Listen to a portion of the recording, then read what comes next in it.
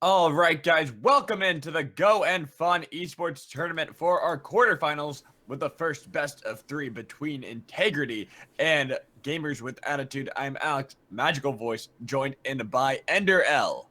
Oh yeah, it's gonna be a good one today. I know the group stages might have been a little bit of a letdown. We had some pretty large skill disparity between a bunch of the teams within the group. So now that it is the playoffs, it's all the first and second seeds coming out of those four groups, and I definitely believe that we're gonna see a lot more even footing here and a lot more of these close matchups that can be turned just by one or two misplays during a game.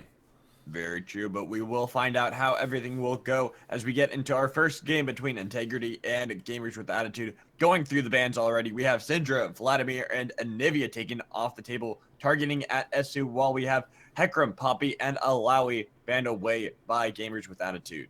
Yeah, I mean, Integrity already saying that they want to pinch GWA's mid laner very hard. Three mid lane bans just right off the bat, and unless Gamers with Attitude pick an early mid laner here, maybe something like an Orianna, something that's fairly standard, there is still room for Integrity to then pick a mid laner very early in their own draft so that they can just try and really push the boundaries of someone's champion pool. Yeah, but it does allow for some of the more stronger picks to get through the ban phase, such as that Lulu that was picked up right away. And then we see the Thresh and the Gragas being taken over for the side of Gamers with Attitude. Yeah, I mean, I like the Thresh into Lulu matchup somewhat. You're definitely going to still get shoved in underneath the turret. That part of Lulu is not going to change, but there is some kill threat. There is some really strong gank support, and Gragas, who's this very strong early game ganking jungler, post level 6, he's incredibly powerful as well. When he takes a Lantern on in there, that can be very, very good for the duo of GWA, especially because the Lucian was just locked in alongside that Lulu. He is a very low range AD carry, and if Rebinold sort of sits down in that bottom lane, there is definitely room to punish him. Yeah, especially when you have something like a Caitlyn that has been taken over by Gamers with Attitude that definitely can punish the low range of that Lucian. But we also have the top lane where the Nautilus has been taken over for Integrity, trying to see if they can have a little bit more of that initiation pressure. But going to be interesting if we do see that lock-in of the Fiora on the side of the Gamers with Attitude.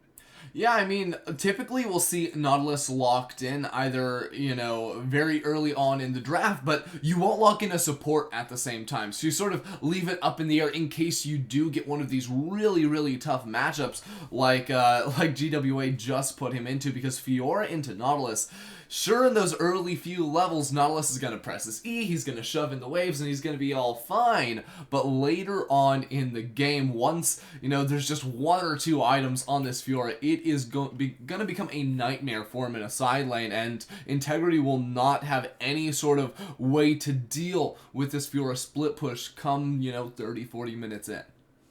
Yeah, so that is going to be very hard for them to really try to handle unless they do go for something like the Ari, which has really risen in the priority in the meta. Definitely brings a lot more to the table, especially because she can actually handle some of these split pushers and deal fairly well with being able to clear out the waves. But then they took something like the Graves for the jungle, going to be a high farm sort of jungle. Yeah, very heavy scaling on that pick, and it's pretty much been the go-to for a lot of these junglers. Gragas has felt like sort of a secondary option, although I still do like the idea of having that big tanky frontliner. When you're running a Fiora in the top lane, I think that Rebinold's going to be able to do his job in a team fight. I think he's going to be able to make a lot more proactive plays here in this early game, and it's going to be much more up to Van Cleef to, put down some vision, maybe try to go on the invade if he can use some shoving lanes, like play around that bottom side of the map, maybe the mid lane as well, because both of those areas are going to have the priority advantage early in this game. Mm-hmm. But we do get to see that the Cassiopeia will be taken for the side of the Gamers with the Attitude. They're going to have at least a little bit of that mitigation for the engage that's going to come from Graves or Lucian with the Miasma, especially with the Ari as well. Going to be able to keep them grounded and make it a lot more difficult for them to actually go for engages.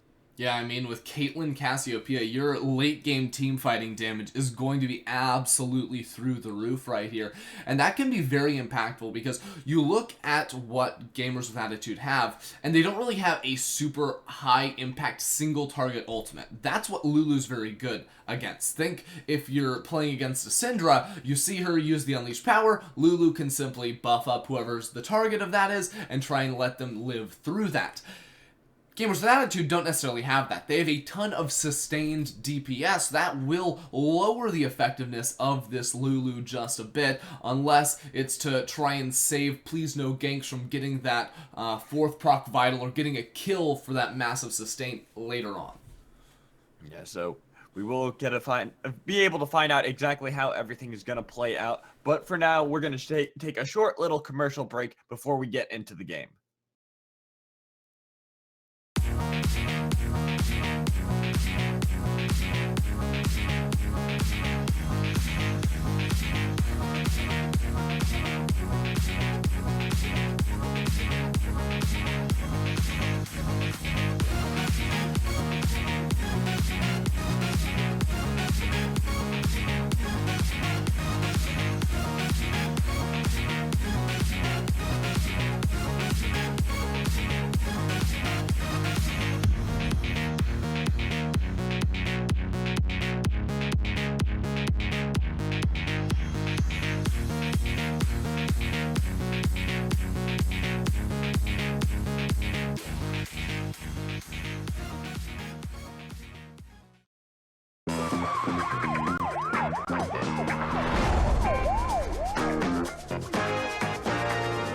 Hey, officers, what's going on? We're in the middle of an epic car chase. Is that why you're moving in slow motion? Epic car chases are always done in slow motion. That's a bit cliche. Going for a donut. Donuts.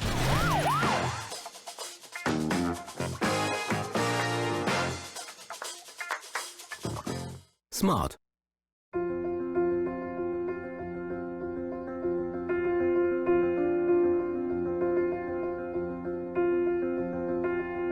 The moment the juice gently drips down your patty. When your taste buds meet real wholesome meat, that's when you know you're in a point of no return. You realize you're lost in the pleasures only a true meal can offer. You're lost, but you sure as hell don't want to be found. Hugo's Burger Bar. Let's burger like never before.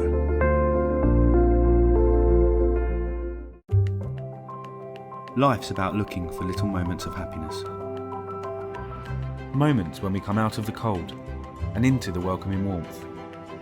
Delicious leisurely mornings or long lazy afternoons where we dream sweet dreams and take the time to finally be ourselves. When you find these little moments of happiness, life becomes irresistible, a journey to be enjoyed. And Costa is there with you, every sip of the way.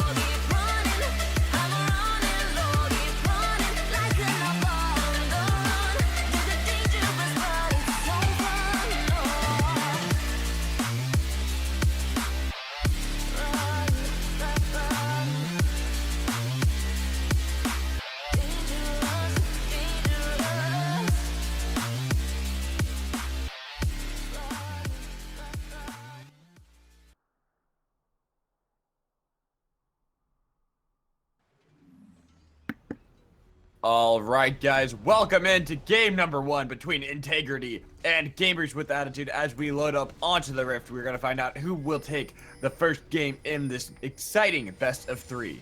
Yeah, and that is the change here. Going into the playoffs, moving forward from the group stages, it's best of 3s or the highway right here. And that's going to mean that whoever wins this game number 1 is just one win away from moving on to the semifinals. That puts an immense amount of pressure on the team who loses right off the bat. And we've seen some crazy level 1s here in Malta. I don't know if we're going to have that same sort of 5 versus 5 all in right off the bat that we've seen a couple of times in the group stages, because now that everything is on the line, if you take one of those fights and that fight goes poorly for you, all of a sudden you're at a massive disadvantage that you have to claw your way back from, and that's just not really worth the risk for a lot of these squads. Yeah, and we saw that Integrity, they were not down for that at all. They just went for the standard zone, try to keep an eye on their jungle, see if there is going to be one of those cheeky invades coming in from the Gamers with Attitude, who almost at first looked like they were going to, and then wisely backed off. Right, there's definitely some things you want to do in League of Legends, some things you don't want to do, and invading with just 3 people, probably a little bit odd, but I really like what we see out of Zod and Aeon right here. This is something that you see so often when you have aggressive 2v2s in the bottom lane. You just camp this bush up here, and if it's solo queue, you probably wait to kill the first person to walk on in there. What these two are going to do is they're going to get this shove going early on.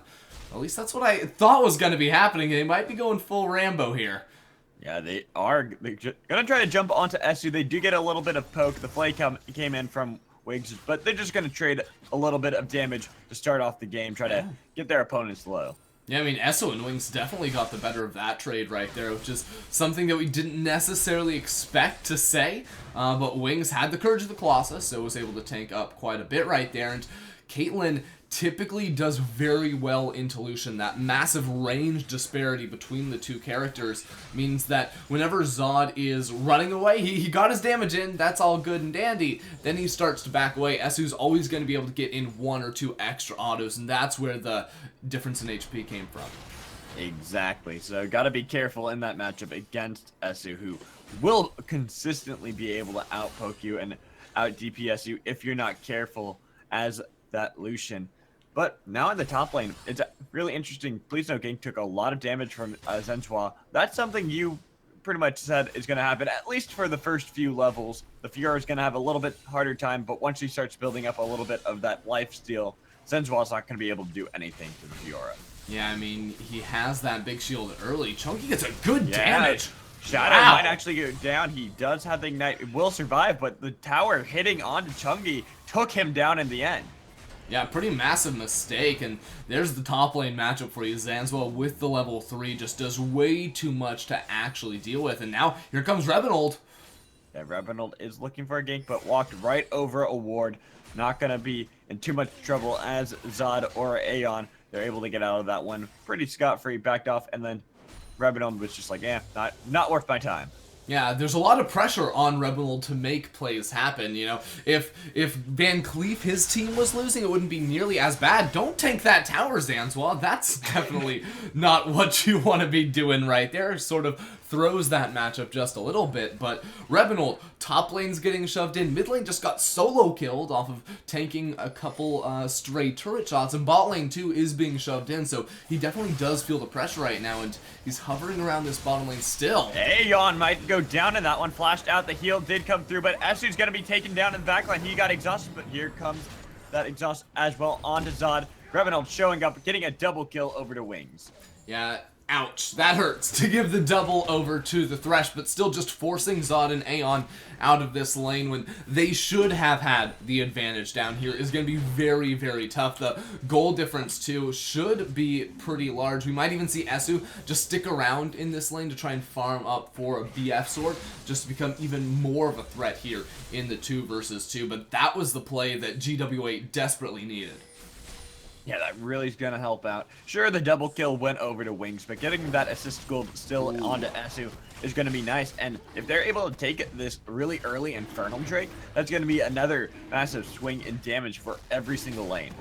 Absolutely, and it was sort of a fake out because Esu and Wings, it looked like they were simply going to be going for the recall right there, but that will be a very, very nice pickup for them with a carry top laner with so many damage sources late in this game. Their DPS is only going to go up from here, and also the time spent, not quite enough to get Esu up to that 1300, but Pickaxe plus Boots will be able to match up against the Vampiric Scepter fairly well. And even though it seems like, wait a minute, Zod has more gold because he has the Vamp Scepter, which is 900 as far as attack damage, that's because he started with the Longsword, and Esu actually also has the Doran's Blade for a little bit of sustain. Exactly. So now, looking at how the build's coming in for Zod, I would imagine he's going to go for that flavor of the month, go for that really quick rush onto the Blade of the Ruin King. But for Esu, Caitlyn doesn't really rush that. She doesn't really need that extra attack speed. Sure, we do see her go for the Runons, but she doesn't really benefit too heavily from that Blade of the Ruin King. So we should expect more of a crit build coming in from her, correct? Yeah, absolutely. She loves the crit chance. She comes online once she's floating around that, I don't know, 60 to 80% mark with a couple of items, but Chunky has a flash. Yeah, has a flash. The charm didn't come in to land on Chunky, but Chunky's in a lot of danger. Trying to get that Petrifying Gaze onto two members. He's being chunked out by the minions and the red buff, which will give Van Cleef the kill. Yeah, that wasn't the red buff, that was the red smite right there, but still having very much the same effect, the true damage coming through doing big damage. And Chunky, he felt a little bit like he didn't even realize he hit level 6 in the middle of that fight, held onto the ultimate for just a little bit too long right there, and instead of flashing towards his turret, he tried to flash away from the Graves, which ended up not making a big enough difference to keep himself alive in that lane, and that's definitely going to be able to unlock the roam potential of this Ahri, who is making her way down towards that bottom lane. Yeah, gonna try to see if she can put pressure onto as many lanes as humanly possible. Bot lane, top lane, especially now that the Fiora is gonna be able to push into that Nautilus. Gonna really make it easier for Ahri, for Shadow to make a gank happen in that top lane. And something I would have really liked to see out of Chunky, who's sitting on about 200 gold right now, would have been the purchase of a control ward. You know that, you're very vulnerable now. You just got killed, used your flash, and you're up against this Ahri who has fantastic gank support. So, would have definitely liked to see Chunky try and get some vision around this middle lane, because he's clearly been the point of exploitation here for Integrity. And if they can shut down this Cassiopeia, that really does, again, as I mentioned before, allow this Ahri to get into the side lanes to try and just make these already winning matchups go even better for themselves as scaling and kills try to turn that. Yeah, and Chunky is fighting Shadow right now in the mid lane. Had the Ignite kicking onto the Ahri, but wasn't comfortable enough to try to finish off that kill, nor did he have the flash available, having used that in that earlier death that we saw in the mid lane. Yeah, he would have needed two things to go for a play like that. The flash, number one, and number two, that vision we were talking about. Because if he were to jump aggressively forward, he has no idea where Van Cleef is, and we can see right now that this jungler is paying him another visit. Yeah, which is very smart. He did get a good Petrifying Gaze, Shadow. so Shadow will fall, but the Ignite is ticking onto Chunky, so he should be traded. There comes the collateral damage. Gonna pick up that kill. Killing spree for Van Cleef. Yeah, not giving enough respect to the Petrifying Gaze right there. Chunky might have been 0-2, 0-3, but still easily able to turn that one around, no matter how far behind the Cassiopeia is one of those ridiculous champions who, if you land a good ultimate, you can definitely try to at least trade 1-for-1 for you, and that takes a little bit of the wind here out of Integrity's sails. Just a little bit, though. It still is the Ahri ahead in the matchup, still has the gold lead that you kind of want to see, about 500 gold over Chunky in general. So, that's at least an amplifying tome, a little bit more damage, and should at least try to go for a little bit more of that hard shove and the roam potential that we want to see coming in from that Ahri.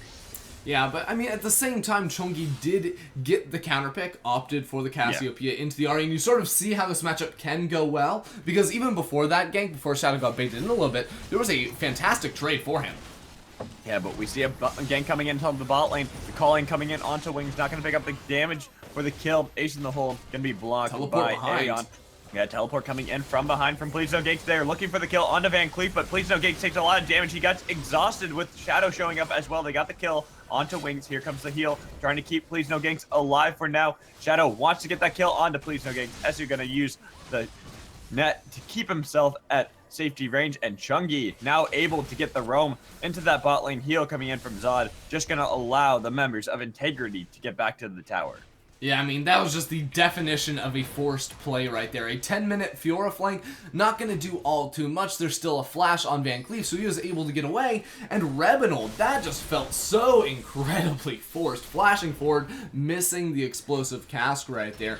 And definitely a poor decision for them to try and make a play like that. They go 0 for 1 overall on the trade, so not good in that regard. And also, a lot of CS denied to Please No Ganks in the top lane to give Zanzua some free farming time, because even though the camera hadn't really given us any time up there, he had actually been struggling. After those first few levels, after Please No Ganks had gotten a recall under his belt, this Fiora had been able to actually turn the tides and start shoving in the Nautilus, poking down the Nautilus, but he's going to be fine for the next couple minutes now because of that TP play.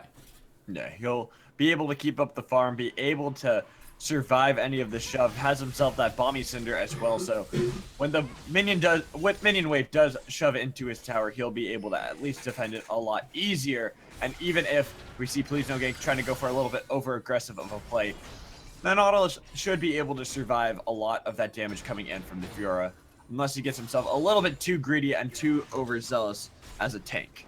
Right, and in about a minute now, once his teleport is back up and available, he's going to have a pretty large window where Please No Ganks won't have anything of the sort. Yeah, but we do see an attempted gank onto Please No Ganks, who throws down the Grand Challenge. He's going to try to throw it back onto Van Cleef with that explosive cast coming in, but the depth charge doing a lot of damage to the Titan's Wrath, not able to secure that kill for the team of Integrity. Please No Ganks and Rebinold able to get back to their tower. Yeah, really nice cast by Rebinold right there. Fiora Gragas probably not going to win that 2 versus 2 unless they were the ones to start off with the play. And now it's just up to Rebinold to try and clear away this minion wave before losing the turret, because Graves is absolutely fantastic at trying to raise these turrets early. Wow, that was a lot of damage. Rebinold took a lot of damage, and we can actually even see why. Looking at his build, he's opted for a little bit more of an aggressive build, which I gotta ask, is that really necessary when you have a team comp like the one built up right now for the gamers with attitude?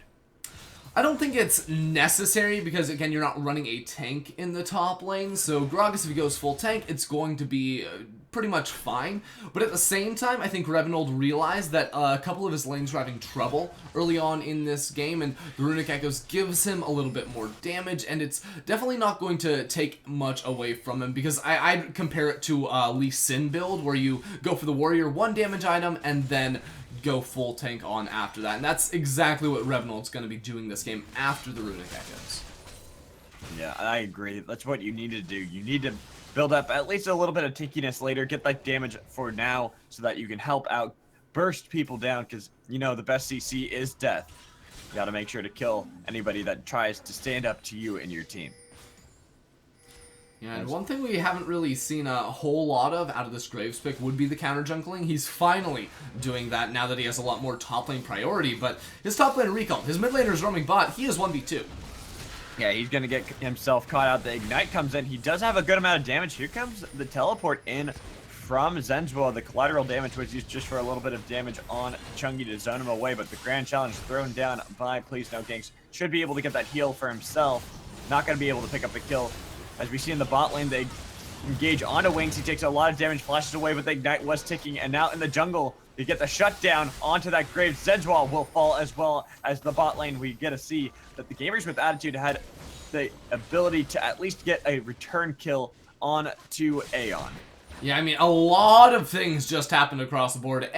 Wings dies kind of in a silly manner, but Rebinold's still going. Yeah, Rebinold's taking a lot of damage. The heal coming in from Esu will keep him alive. He will be safe for the time being. Right, but Wings, he actually didn't even use the exhaust when he was getting charmed up by Shadow. He more than likely could have survived on through all of that, and at the same exact time up in the top lane jungle is Van Cleef getting picked off. It was Zanzua actually trying to teleport to save him when there may have been an opportunity to TP down into the bottom lane. Just go for a straight turret dive because you knew the mid and top laner of GWA were on the complete wrong side of the map for that sort of a play. And I feel like almost in that moment, in such an exciting moment in the game when there's so much going across the board, that Integrity got a little bit caught up in the moment and didn't make the clearest of calls. Yeah, you kind of want to try to protect your bottom lane a little bit more. Try to get that continuing to roll, especially for that Lucian pick. You want to make sure that he's able to win in that matchup against the Caitlyn. We talked about how Caitlyn will start spiking up with the crit build. And usually they talk about how Caitlyn has that little bit of a trough towards the mid game where she has that weaker point of her game. But now we see a good engage coming in as the charm landed onto Wings, killing spree going over to Shadow. Yeah, and that's the clean, decisive play we would have expected about a minute and a half ago, except this time Van Cleef's on the right side of the map. Yeah, he's now with everybody, not going for a little bit over aggressive of an invade, or getting spotted out by some nice defensive wards coming in from gamers with attitude, as we see a really good fishing game coming in from Integrity around this dragon pit. Yeah, they're playing completely bot-centric at the moment. And Wings, he's going to be another 20 or so seconds before he can actually even make it on down towards this dragon. And with the complete vision dominance we see in this bot side river, they're easily able to secure that mountain drake themselves and potentially make a play right here. Yeah, they're looking for please no gank to the riposte, and flashing out of that one, Fiora gonna be safe.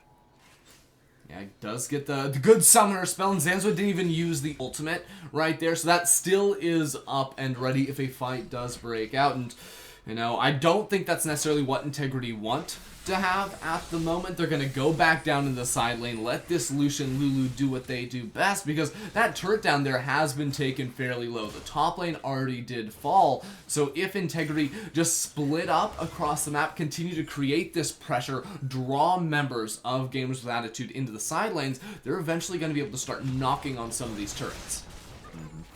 And we do see the engage coming in. Good flash body slam. The explosive cast was flashed away by Aeon, so he'll not get knocked back into the tank.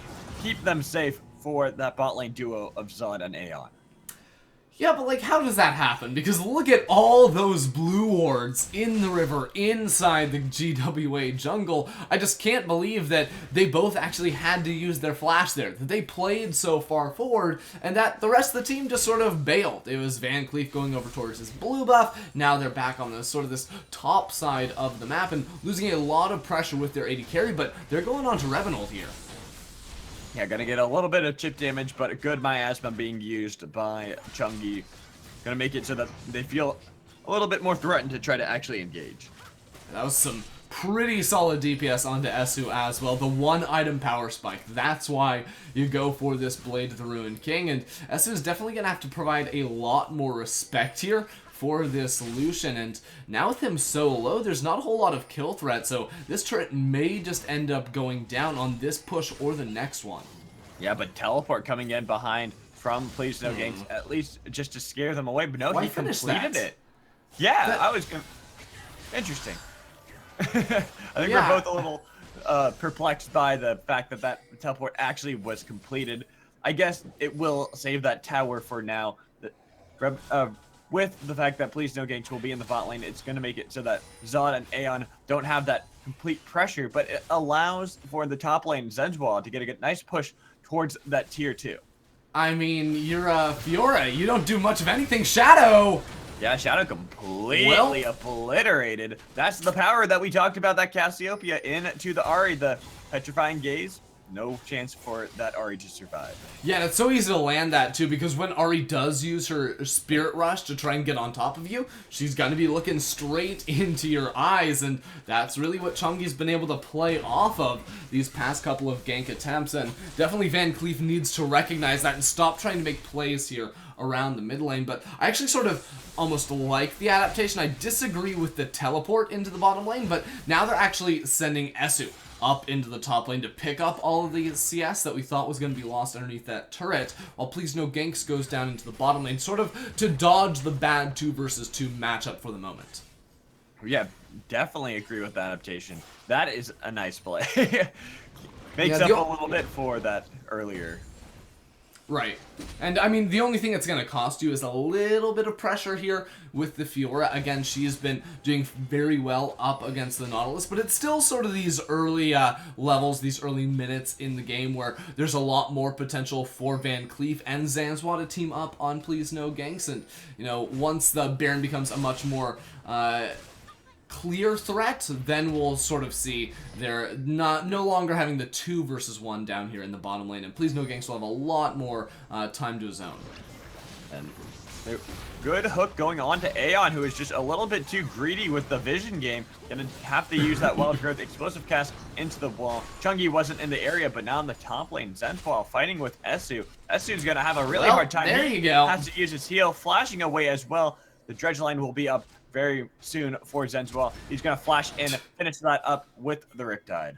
Yep, easy said right there. Very easy play by him. And now Integrity, they're just trying to make things happen because they realized that they have this numbers advantage, that Caitlyn isn't going to be alive for the next 18 seconds, and maybe they can use that to try and get a turret or a kill. Yeah, but good hook onto Aeon with that petrifying gaze hitting onto 3 members. They're going to get 2 kills instantly with that one. Wings trying to fight Shadow in the back lane, going to go down to the Spirit Fire from Ahri.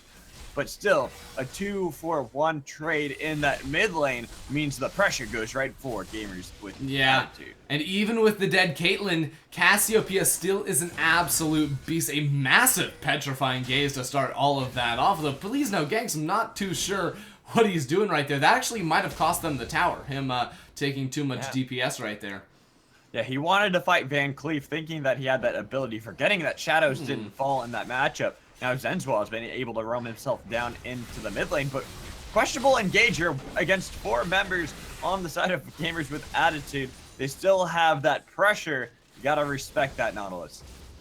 Yeah, I mean, that was a teleport coming in from the Nautilus right there. Again, keeping up with this trend of awkward TPs here in the game, but just keeping them in the mid lane for a couple extra seconds is exactly what Integrity need to stall out those recalls. And now, if GWA want to contest this dragon, they're going to do it with lower mana, with lower HP, and with some sizable gold in their pockets.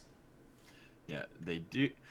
At least for the side of gamers with attitude, we look at Revenant, who's sitting on 2k gold, as well as Chungi sitting on about 1,200 gold. So that's a lot of damage potential that they still have left up on the table. Yeah, the trade was mid lane turret for the dragon, so we'll keep the gold somewhat close right now, even though Integrity do have that 1 tower lead, do have some nice CS in a couple of these lanes, but the Infernal will match what Gamers with Attitude were able to acquire earlier on. So right now, I mean, I think it's a very, very close game, but with that, the way things are going, the scaling, the split push options here from gamers with attitude is absolutely fantastic, and it's only going to get stronger the later we get into this one. Yeah, and many people talk about when you take out that mid lane tower, you really help to open up the map. You help to open up the jungle, especially for the side of Integrity. So what should we see coming in from the side of gamers with attitude in regards to trying to take control of the jungle? Well, I mean, GWA just need to get some nice little, control wards to guard their entrances. They've got a couple of those right now, and that's going to be absolutely fine for them. Holding on to this mid lane turret is also going to be pretty big at the same time, because if that stays up, it's going to be a lot more difficult for Integrity to actually walk their way into the GWA jungle. But, other than that, staying even right here, you gotta be content if you're part of this GWA organization, because they do have the scaling, and as long as they're not falling behind or too far behind, late game team fight, I've got to hand it to these guys. Unless there's some sort of sick flank coming in from Shadow, that's always got to be one of the options right here. If Integrity break up into a 1-3-1, then collapse into the mid lane with a numbers advantage, that could be a potential opening for them. Yeah, but Fiora is not necessarily known for the best person when it comes to fights, but Zod actually got himself caught out and forced to flash. Here comes the Redemption trying to heal up, but not going to save Chungi in time. Wings will fall as well. That's a very questionable engage coming in from the side of Gamers with Attitude as they lose 3 members. Going to be the 4th one taken out. Please no Ginks in the backline, trying to see if he can jump onto Zod and throwing down the grand challenge. He might actually fall. That might be the ace going over towards the side of Integrity. That was ridiculous right there. They're going to lose multiple towers, and I almost would have liked to see Integrity make their way on over towards the Baron. That could have been an option for them, and they just straight up forced a team fight underneath the turret. Again, Esu isn't at his strongest point just yet. You mentioned straight before that fight happened that Fiora isn't the greatest team fighter, and that is incredibly true at this point in the game. Before she has any tankiness, no Guardian Angel, nothing like that whatsoever. That's a 25-minute inhibitor. Yeah, they just ran it right down to mid, and they got themselves a great lead. Risky play ended up paying off for them, and they really did take full advantage of the fact that there's just that mid-game power trough coming in from many members on the side of Gamers with Attitude. Yeah, and there's not a whole lot of response here for for Gamers with Attitude. They lost their mid lane inhibitor. It's not like they can try to rush down a Baron because they didn't get any picks at the end of that play, and now this 4-1 becomes even more deadly. With an inhibitor down, that is probably the strongest point for 4-1 comp, but it's the wrong team that lost the inhibitor. It's GWA down at the moment, so Please No Ganks is going to be maybe relegated, just farming away minions here inside the base, and Integrity can try to force around this Baron, can try to clear away all the vision, do a very good job of that, and then look for picks with this Nautilus Ahri that is fantastic at doing so.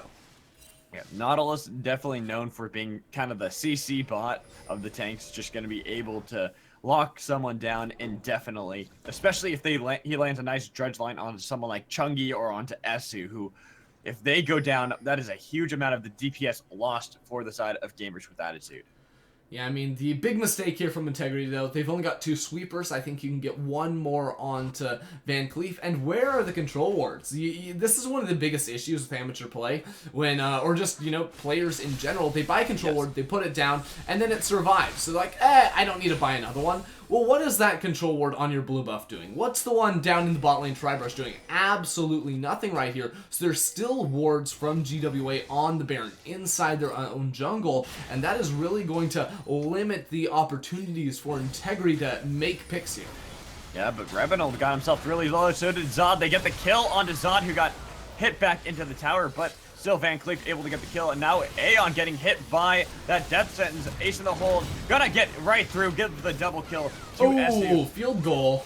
Yeah, that is gonna be Van Cleef taking a lot of damage. They did trade 2 kills for Shadow. He get as well as the triple kill on to Esu, but Esu did finally fall. And in the bot lane, we have Please No Ganks at least able to get some sort of pressure on the map, getting a tower, but losing that tier 2 in the top lane. Yeah, I mean, he's got a recall because there's no teleport. This Cassiopeia cannot clear away minion waves whatsoever, and at the same time, their supers going to be crashing in that mid lane very soon, so it is a very real possibility that GWA lose another tower. Yeah, and Chungi's going to be chunked out. He's getting taken down. The Ignite did pick up the kill on to Shadow in the back line. Revenant just going to see if he can get anything on to Zenzual. They get the flash out of the Nautilus, and he's on the chase as Please No Ginks finally is going to back off.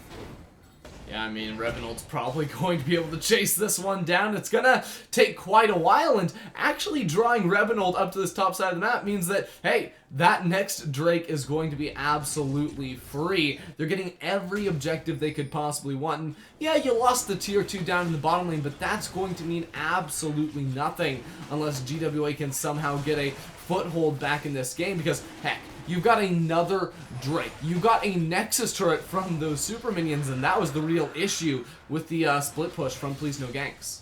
Yeah, it was drawing no pressure away, and while it got a little bit of gold back into the pocket of Gamers with Attitude, there was no true purpose to it. There was no advantage that he was able to draw on the map unless they decide to send him back into the bot lane and just try to see if he can win the game purely off split pushing.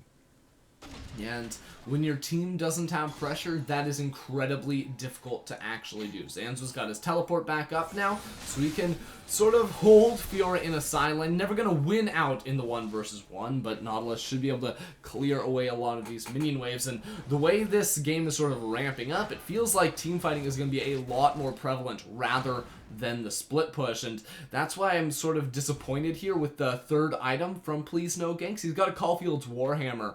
Not sure exactly what he's going into. Maybe a Death's Dance if he wants to get on the lifesteal train, but what that's not going to be is a Guardian's Angel to try and keep himself alive in these team fights, which is going to be the largest issue here for GWA, that they don't really have this backline diver that can survive in the fight. Zod might be preoccupied with him, sure, but a Lucian with a Phantom Dance, with a Black Cleaver, with a Bork, he is easily going to be able to handle that Fiora, and Esu Chung, you're gonna have to step up to the plate to even try and dish out enough damage to make up for that.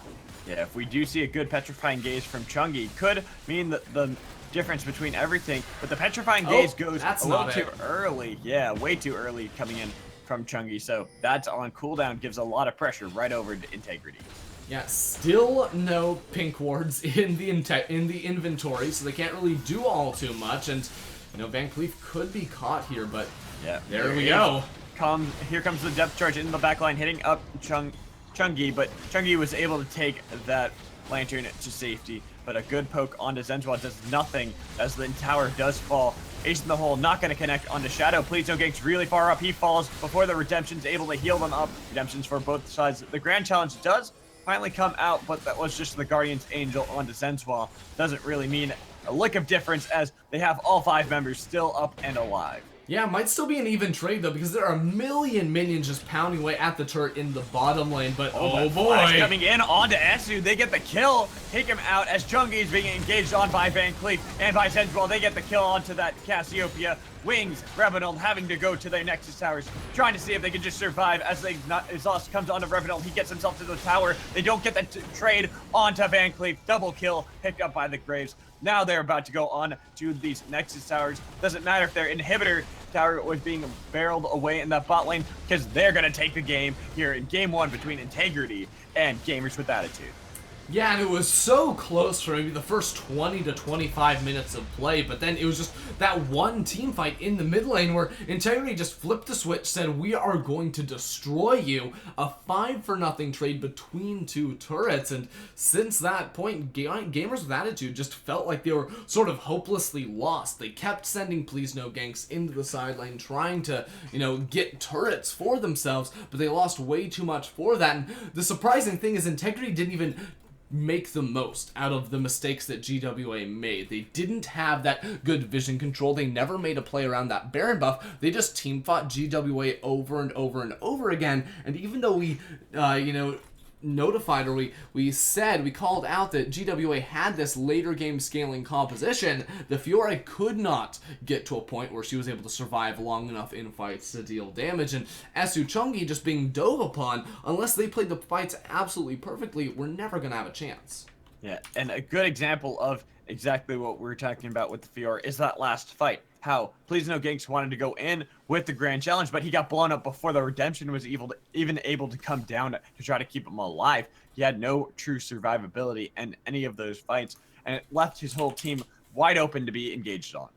Yeah, and that's definitely something that Gamers with Attitude need to look forward to coming into the next game here, because it's do or die. They've got to win the next 2 in a row to move on towards the semifinals. But we are going to take a quick break before we get into that game, guys, so don't go anywhere.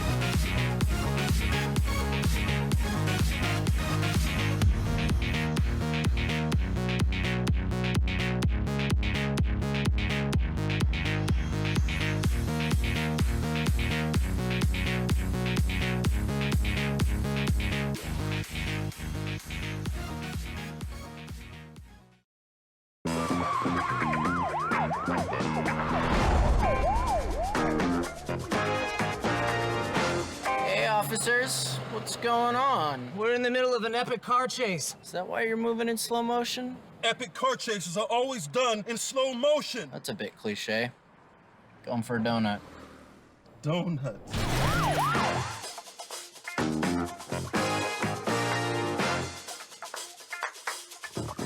Smart.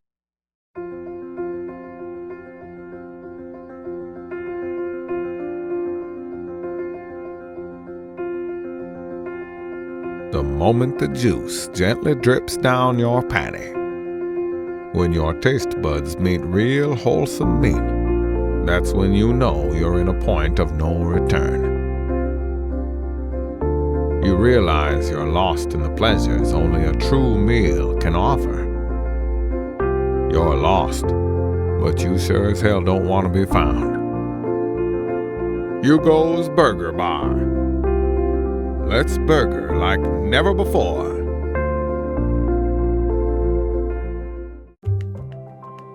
Life's about looking for little moments of happiness.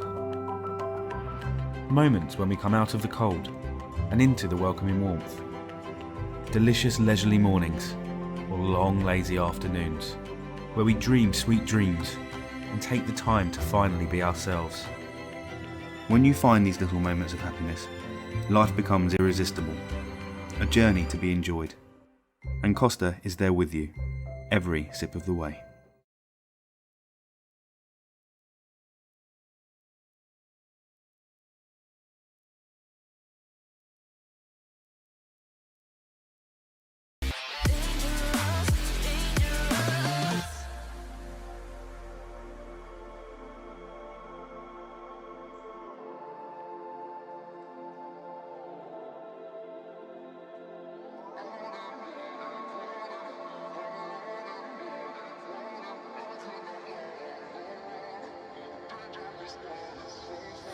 Told my boss that I'm done.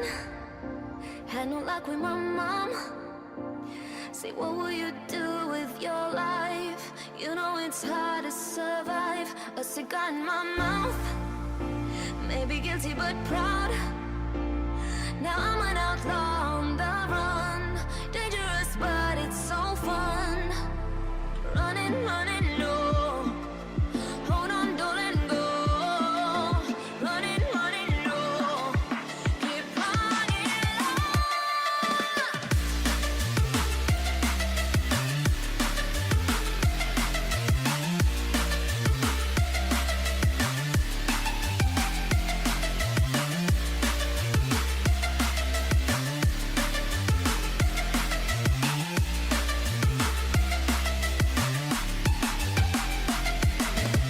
Running low, keep running.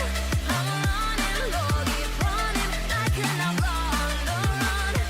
Dangerous but it's so fun. Running low, keep running. I'm running low, keep running. Like an outlaw on the run. Dangerous but it's so fun.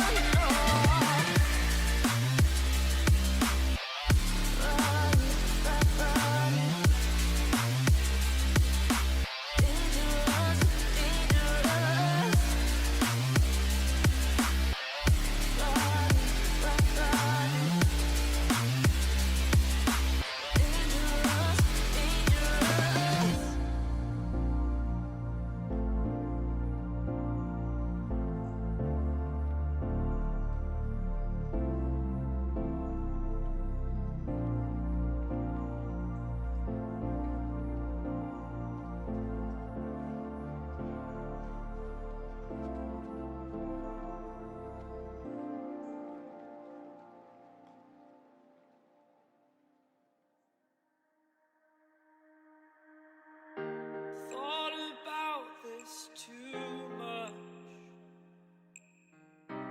What's there left to say? Throw your stones the river.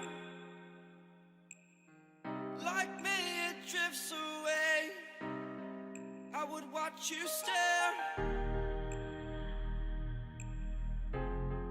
I would watch you stare. Oh, but there's no one there. We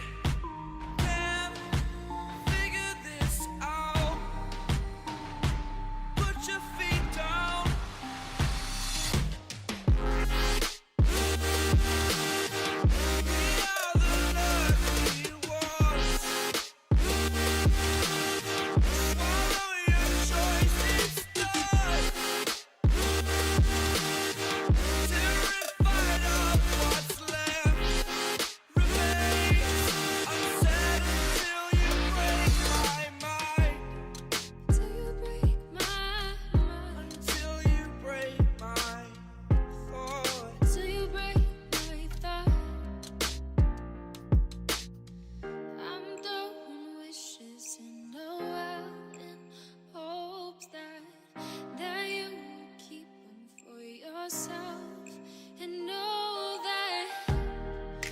there was a time when we never let go, never let go. Ooh, we never let go. We can figure this out. Put your feet down.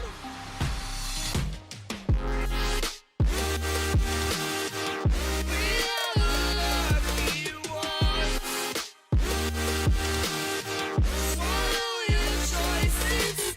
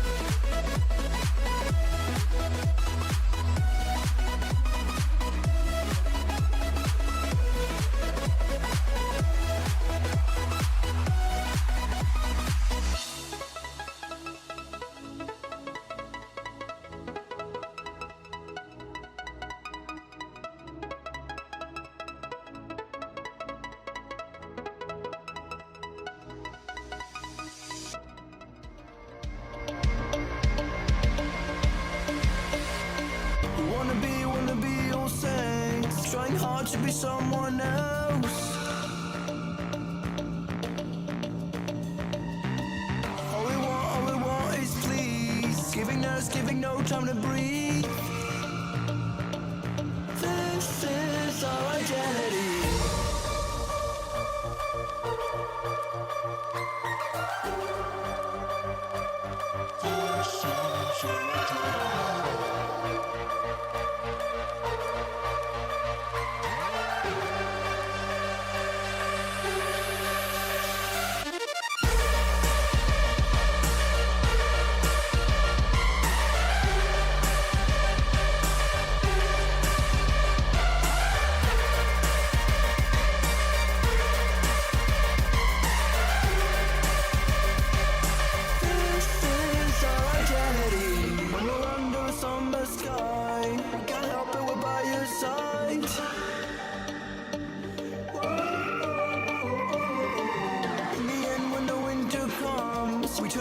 We can't help, we're gone.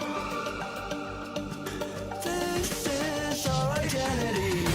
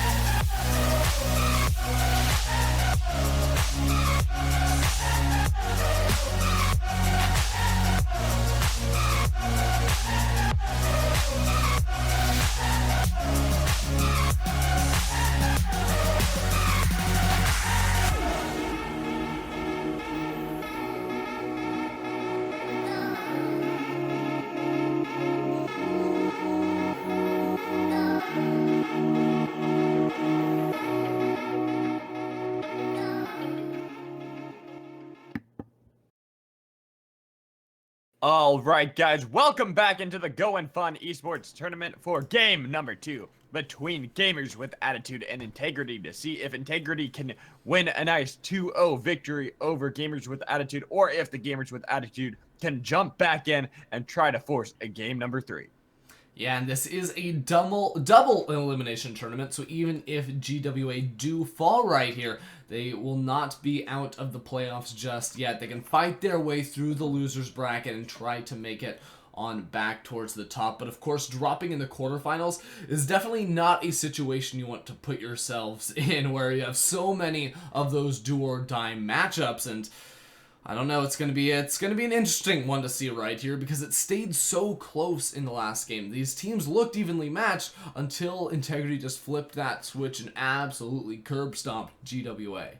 Yeah, so GWA, they have to figure out exactly how they want to change their comp. If they want to keep going for that same sort of late game style comp, or if they want to be able to fight back in that mid game. But right now, we have Nautilus, Heckram, and Alawi being banned away by Gamers with Attitude, and the Vladimir and Lulu being banned away by the side of Integrity without a third ban. Yeah, not 100% sure what the issue is right there. It could have just been some sort of an issue with the client. Could be a DC, so we might not be getting back into the game, but of course we'll have to, play that one by ear as it does come out. And I really want to focus for the majority here on to GWA. They lost game number 1, and the draft hasn't changed all too much. Of course, though, they do lock in that first pick, Poppy, and yes, we are out of the draft, but we can still talk about it for just a bit right here, because last time round, it felt like they drafted almost 3 different losing lanes. Chongi in the mid lane was probably the best for that. They had the highest chance of winning that mid lane, but even he, suicided under a tower very early on. It was very strange right there, and that created a lot of pressure on Rebinol to try and have a heavy impact on the entire map. And maybe if they can get maybe a stronger duo lane down bottom, that could make the game a little bit easier for him. Yeah, they're going to have to try to see if they can flip that switch, find at least 1 or 2 lanes that are either evenly matched or a little bit more advantageous. Like you mentioned, the Cassiopeia wasn't the only one before. The Lucian was not going to have an easy time into that Caitlyn matchup. So they got to figure out exactly how they want to change the draft. And it seems like if everything stays the course, should be that Poppy in the top lane. They want to have a little bit more of that frontline tank that they were missing from their lineup before. Right, and there was some sort of technical difficulty on the side of Integrity, so we're going to take a quick little break. Hopefully it's like 5 seconds or less, and you don't even get to hear any music go on, but we will be back very shortly for game number 2 between these two squads.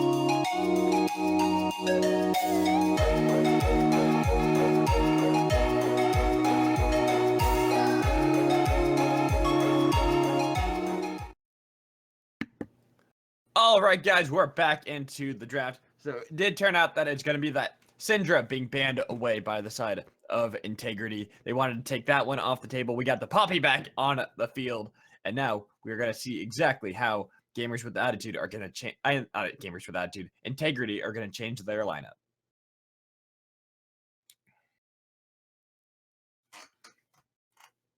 Yeah. Yeah.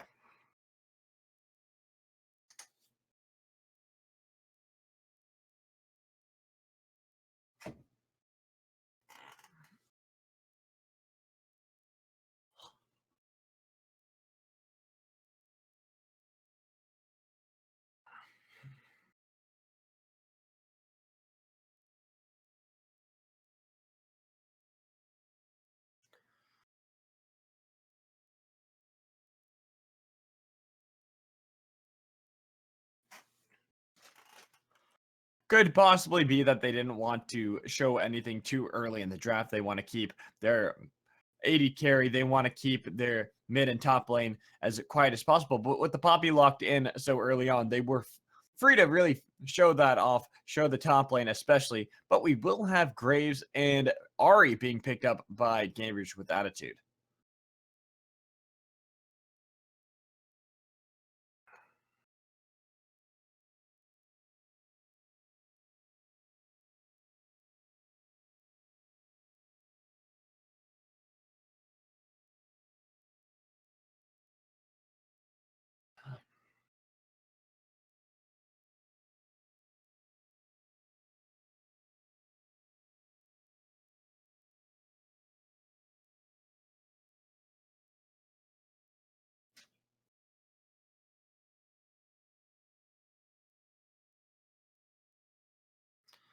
So, were you trying to hint that possibly we could see a Poppy support?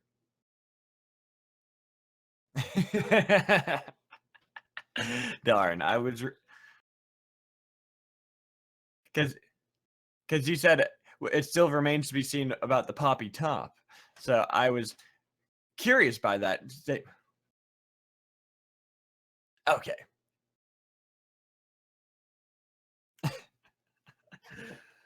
Oh man.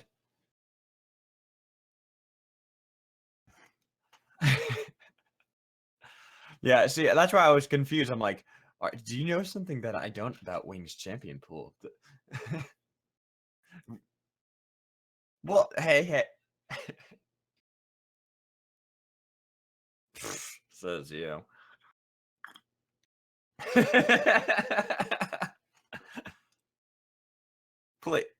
Please, please.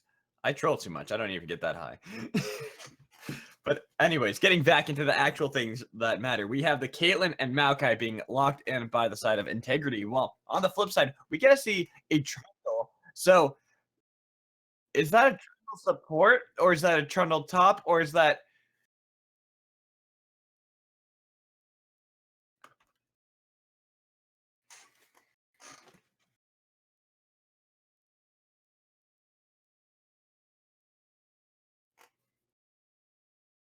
Ender, you may or may not be muted. You might want to check your end. That is so tragically sad. That is sad. But just to recap, pretty much me and Ender were memeing a little bit about me being a little bit of a interesting League of Legends player. Him talking about not sure I would never say anything like that. Never, not once, not never. But now we get to try to contemplate exactly how the Trundle and the Poppy picked up for the side of Gamers with Attitude is actually going to go, as we have a Teemo locked in. Good lord, that's your good old-fashioned mid-lane Teemo, ladies and gentlemen. The last time I saw this... Nope, it's a disconnect. Oh. That's so sad! I wanted to talk about my Teemo, man!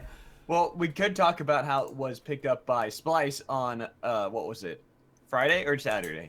Where they got absolutely stomped and it was like, he went 1-7. Yeah, that was just the other day, actually. And that was a top lane Teemo, so it wasn't exactly the same. Okay. Yeah, we haven't seen mid lane Teemo since the day. Yeah, it would have been the full AP Nukemo in the mid lane. Yeah. Since, what was that? Bjergsen picked that? Bjergsen picked that, I believe, in Season 4. At the beginning of Season 4, Bjergsen picked that. Then I think in Season 5, actually in the Challenge, it was either Challenger Series in Europe or it was the promotion tournament in Europe. There was actually a player so it's liked perfect. that Teemo. Yeah. Yes, I remember that. The good old days. That was perfect. He liked playing that and actually would pull some bans occasionally from that. Dude, it was actually like OP. Like I remember like there's a clip on Reddit and he was just like shrooming up his base and they like stalled out like a 50-minute game because every time the other team tried to like walk in and take the Nexus, they just got exploded by the shrooms. Yeah, so it's one of those fun things that you gotta experiment. But right now, I think we should take a short little break as we try to get back into the champion select, get everything back at, because otherwise we're just gonna be talking about the same old, same old. Yep, we'll see you guys soon.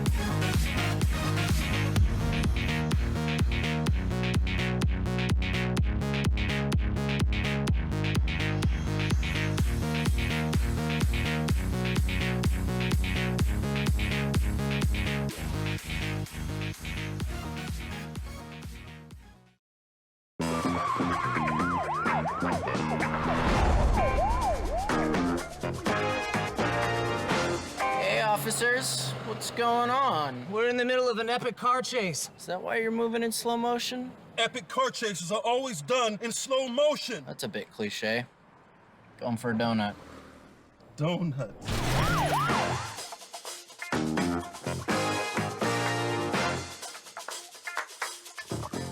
Smart.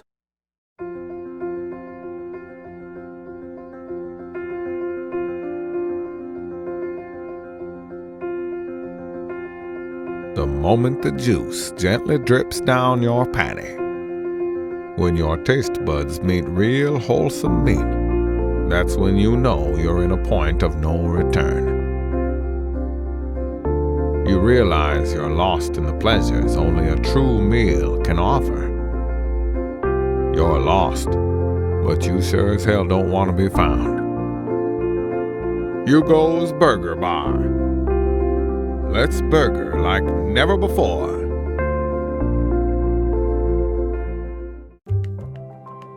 Life's about looking for little moments of happiness. Moments when we come out of the cold and into the welcoming warmth. Delicious leisurely mornings or long lazy afternoons where we dream sweet dreams and take the time to finally be ourselves. When you find these little moments of happiness, life becomes irresistible, a journey to be enjoyed. And Costa is there with you, every sip of the way.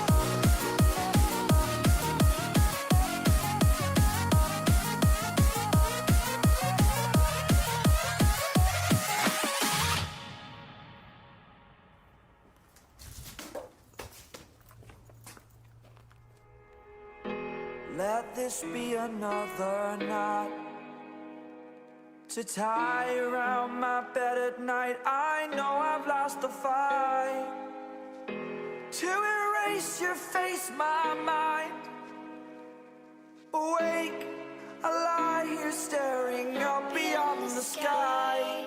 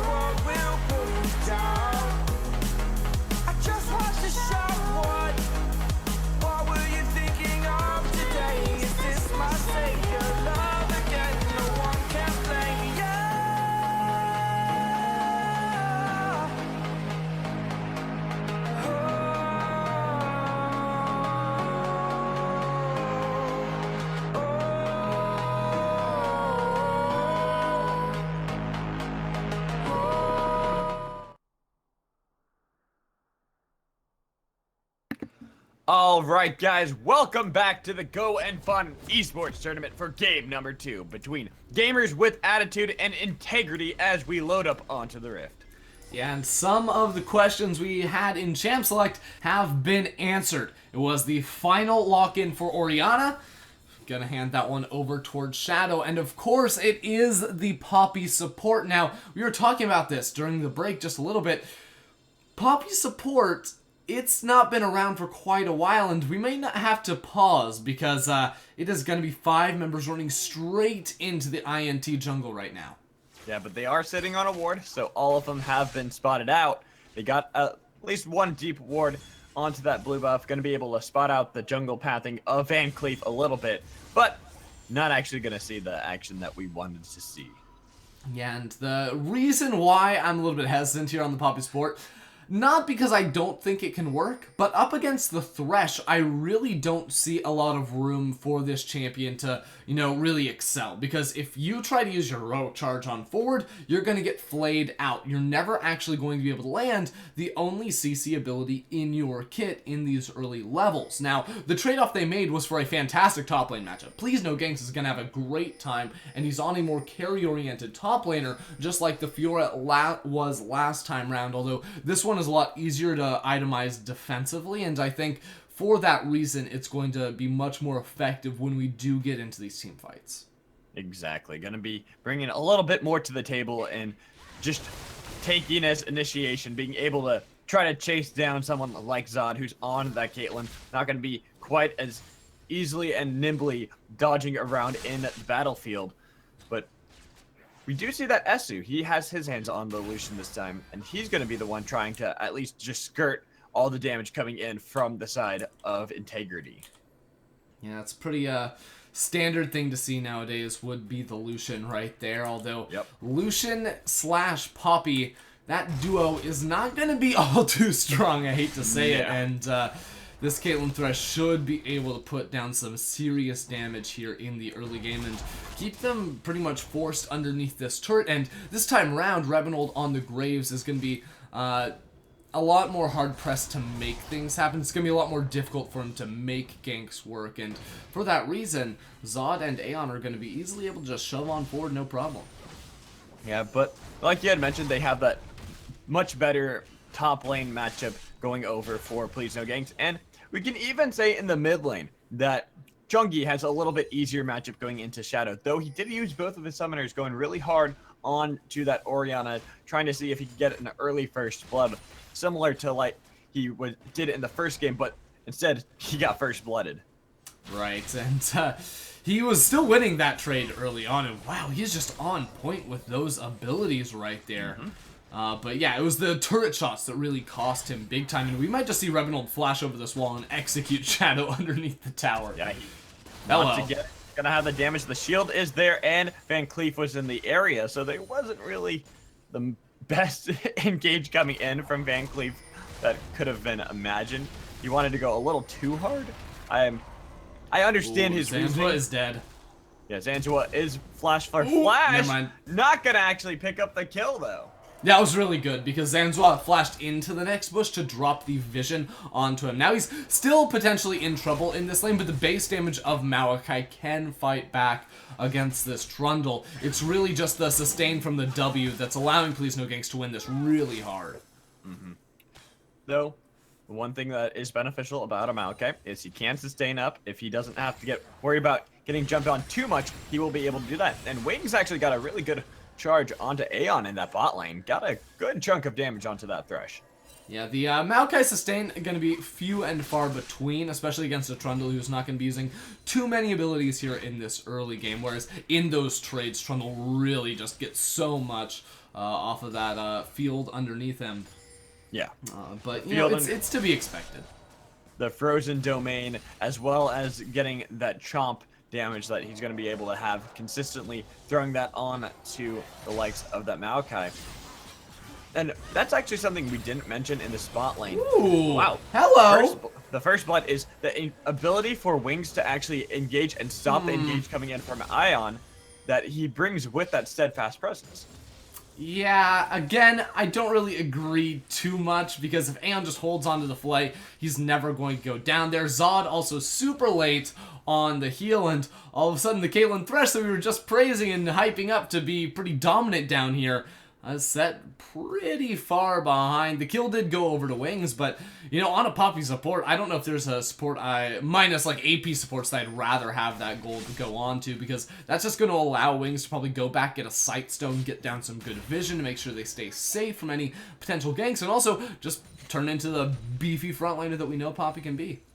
Yeah, and I think that was, like you said, just a misplay coming in from Ion and Zod a little bit more than a great play coming in from Wings.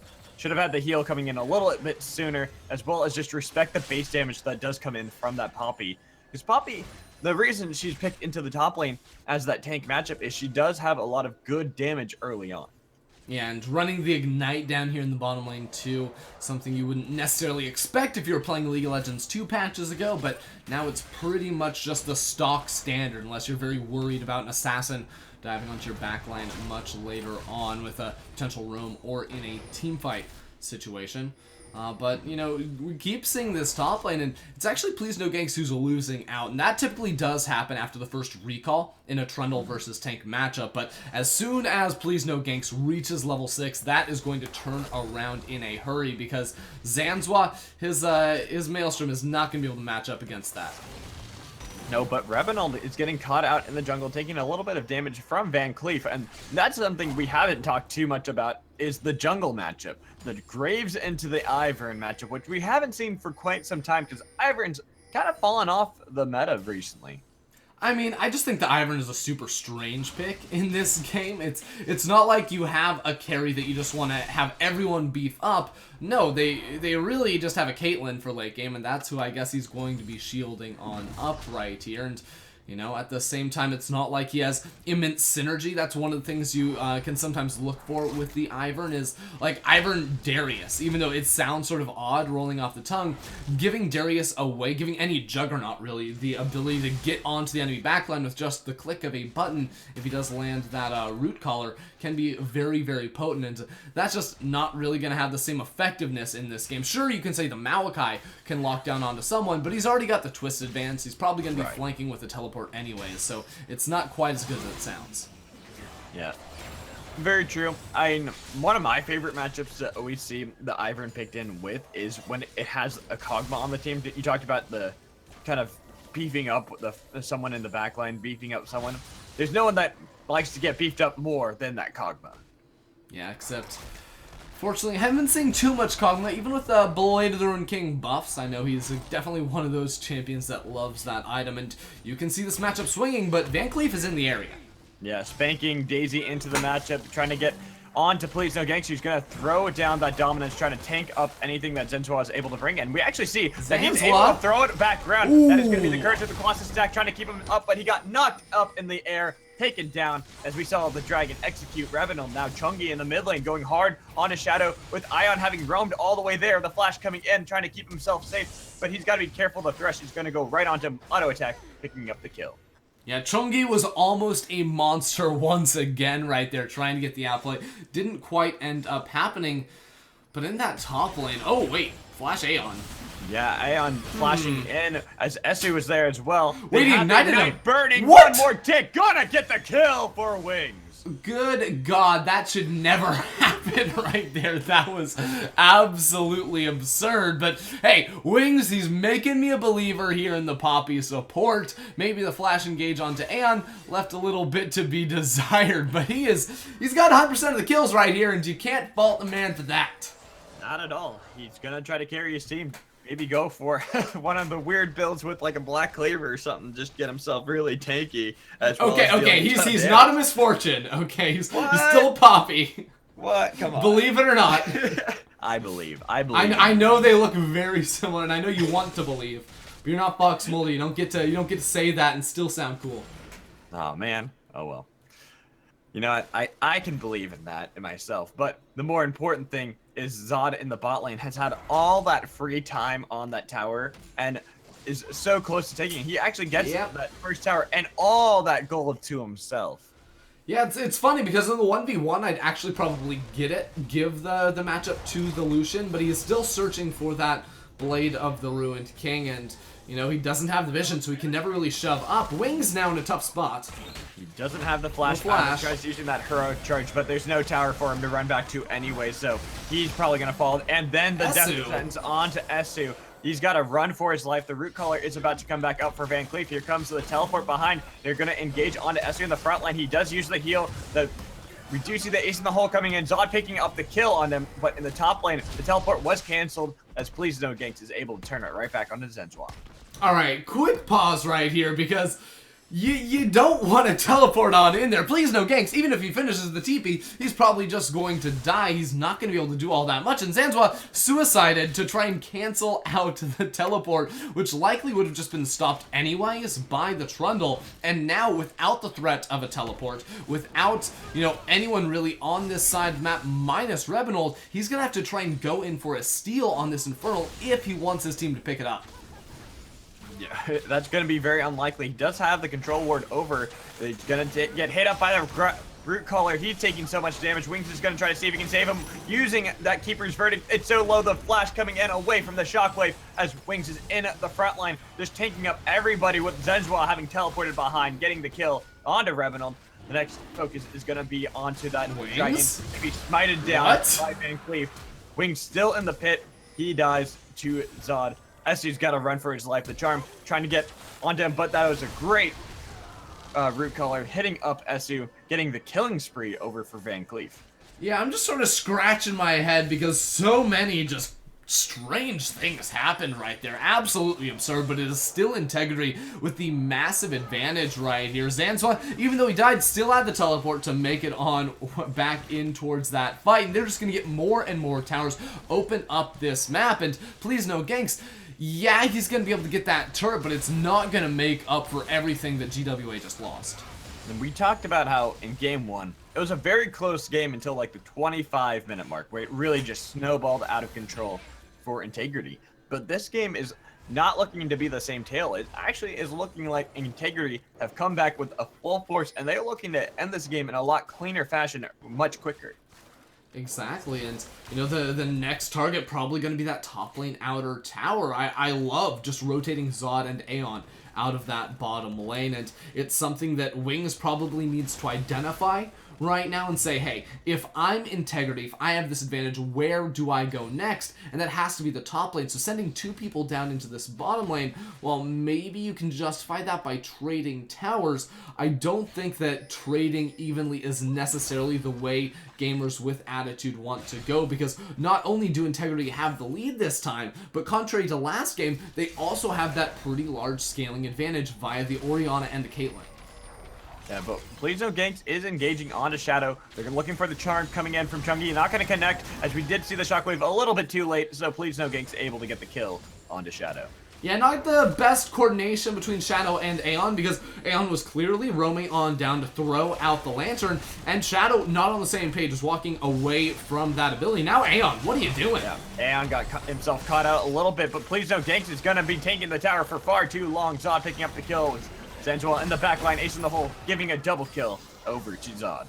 Speaking of miscommunication, Van Cleef, he's in trouble, but Rebenold's just still in the top lane. He's taking so long to make it on down here, and his team very clearly wanted to make a play on that mid lane, but Integrity identified that, realized they still had the 4 versus 4 even after losing Shadow, and made the pick onto Please No Ganks, who continues to just get exploded at the beginning of every single team fight from both these games.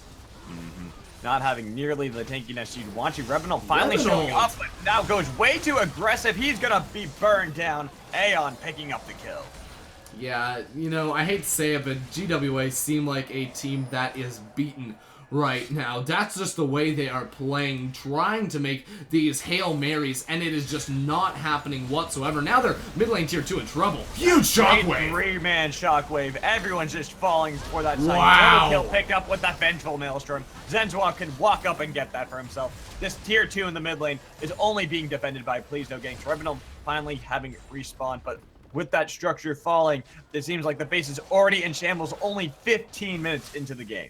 That was the exact same play, pretty much, they made last time round, except it happened 10 minutes sooner, going for the team fight, diving straight underneath the turrets, and Shadow, who's been having sort of a lackluster performance thus far, absolutely popping off of that Shockwave. Rebenold. Wow.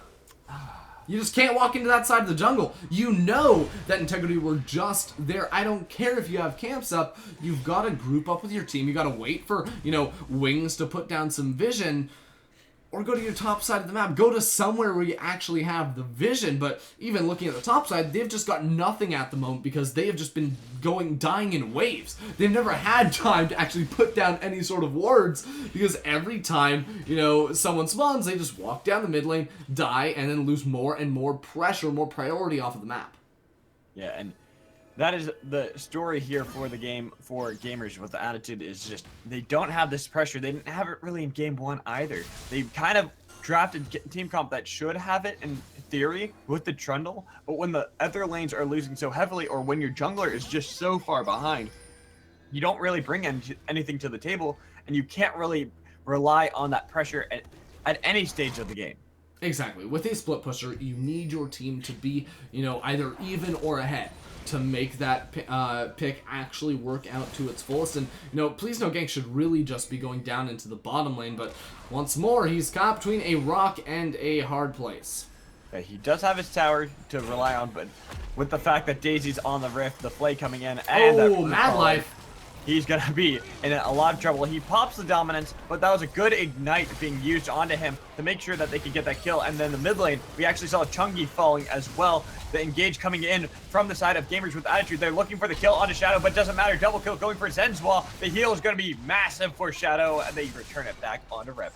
Yeah, Zanzuel just went from getting solo killed in the side lane to getting every single kill in all of these team fights. And it says a lot that Integrity are allowed to just split up across the map and still crush in every regard. Wings, I don't know, man. He wanted to just see if he could return something. You wanted to see if he could make the hero play, but when your base is already falling, where you're losing tier 2s at 17 minutes across the map, and then the inhibitor towers are being wailed away upon, it doesn't matter if you make a hero play, because you're not going to win the game. Yeah, this is giving me PTSD back to the group stages where you had 17-minute games actually just ending, and it's looking very much the same here. Wow, Rebenold just took a heap ton of damage, having to be careful as he has to run back to his fountain already, just having run out of there. This is going to be that inhibitor falling at 17 minutes and 30 seconds. Yeah, and there's an Infernal on the map, but Integrity don't even really need that one. Yeah, maybe they back away, grab that, but this top lane inhib down, it is looking good. And they are sitting on a lot of gold, so a lot of potential damage still on the table. Rebenold! Of Integrity. Oh, Yeah, give Rebenold, that guy a bone. He clearly will not be, because he is going to be turned into bones as he's killed once again. 6 deaths on the field, having no kills and no assists. Yeah, they're just bringing Daisy, just trying to tank up these Nexus turrets even more. Zan's actually recalling to TP back in. Yeah, he is. There's no home guard sort of recall coming in, so he's not going to be able to move really fast once he comes in, but it doesn't matter. He's healthy up. They're getting rid of these Nexus towers. 18 minutes into the game, doesn't matter, as they are just looking to end, trying to take that. He's trolling! Now. Yeah, well, no, the only troll here is going to be Trundle, as he's trying to run down the rest of Integrity, but it doesn't matter. Look at the damage still being spit out by Integrity. One last fight coming in from Gamers with Attitude, but they have that redemption from the Ivern to keep them all healthy. Wings is taken so low, Zod getting the kill. Rebenold will be the next target, but he does make it to the fountain. Get himself safety, as Please No Ginks went too far in, getting taken down by Aeon. They're just not ending the game. This is madness. This is madness, Magic. Oh, come on! And there's poor Rebenold getting caught out once again.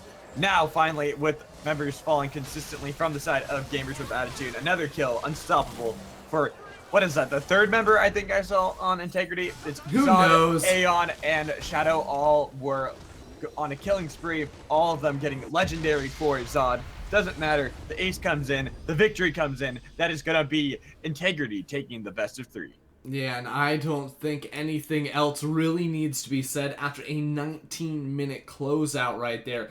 I mean, game 1, these teams, I would have said very real possibility of going the distance, going a full 3-game series and, you know, really having both squads challenge each other, but I don't know what happened between, you know, the 15 minutes and all the disconnects before we actually got into this game number 2, but Gamers with Attitude came out. Wings was really the only one trying to make anything happen. You know, he got the solo kill in the 2v2 down bottom lane. He was able to pick up a kill onto Shadow mid lane at the same time. And after that, just nothing happened. It was just a systematic wipeout from Integrity, stopping GWA in their tracks. Yeah, I don't know whether it was a combination of Esu and Rebenold not really having an impact on the game. They finished the game both 0-7-1. Well, Wings at least had some kills. We saw some kills onto Please No Gangs, but just it could have just been a matter of these lanes not feeling confident enough, their carries not feeling confident enough to really try to fight back against the throwdown that was coming in from Integrity, where Integrity felt confident enough going for those engages. They felt confident enough with their communication for the dives, and they really did have really immaculate plays where we saw dives happening in game 1 and game 2, but game 2 was much earlier. Yeah, this time around they shut down Chungi straight off the bat. Chungi wasn't able to turn around those ganks and get kills for himself. Please no ganks at the same time. Once more on this split pusher, never going to have that same impact as Zanzua in those fights, and Zanzua was an absolute beast, but we're going to have to move forward. Both teams have to move forward because it is a double elimination playoff right here. So that's not the last time you'll see GWA, more than likely. And of course, we all got to stand behind Integrity as they move forward here in the tournament. We do have another best of 3 coming your way, guys. So do not step away from your monitors because we're coming back for some more messages and some more matches right after this.